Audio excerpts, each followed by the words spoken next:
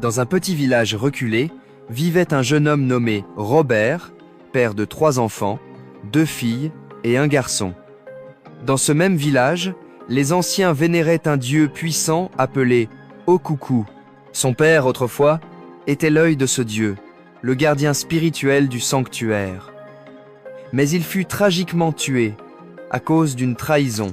Robert, encore jeune à l'époque, ignorait qu'il avait été choisi par Okuku depuis son enfance pour lui succéder.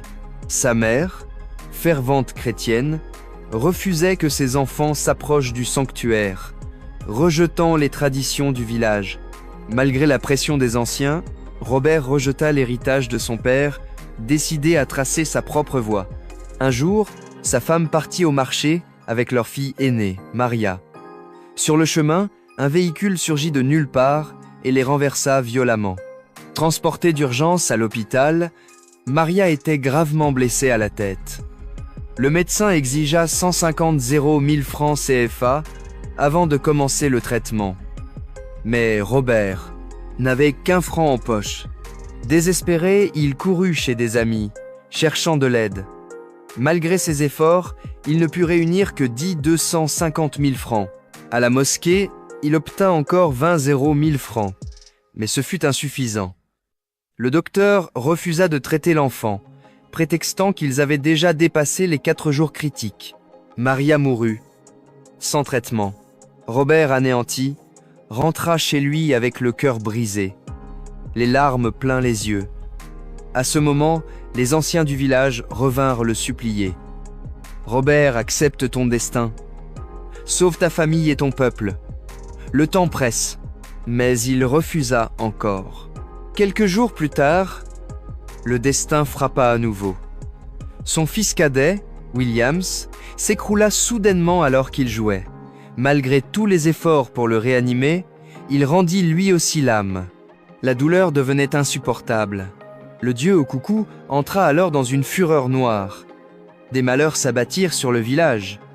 Les hommes envoyés dans le sanctuaire pour chercher un remplaçant moururent les uns après les autres. Robert, effrayé, décida de fuir le village, espérant reconstruire sa vie en ville. Arrivé en ville, il trouva rapidement un emploi. Mais au moment de signer, le patron changea brusquement d'avis sans raison. Au même moment, sa femme l'appela en larmes. « Notre dernière fille est gravement malade. Je n'ai pas pu rester. Je suis parti. Elle est seule, sur le lit. » Pris de panique, Robert rentra en urgence au village. Sa fille était brûlante, fiévreuse.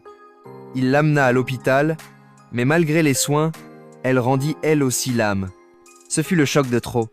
Cette nuit-là, Robert prit une décision.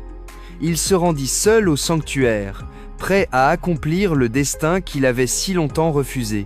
Il effectua les rituels sacrés, accepta le fardeau spirituel de son père et devint l'œil de Dieu Okuku. Un miracle se produisit.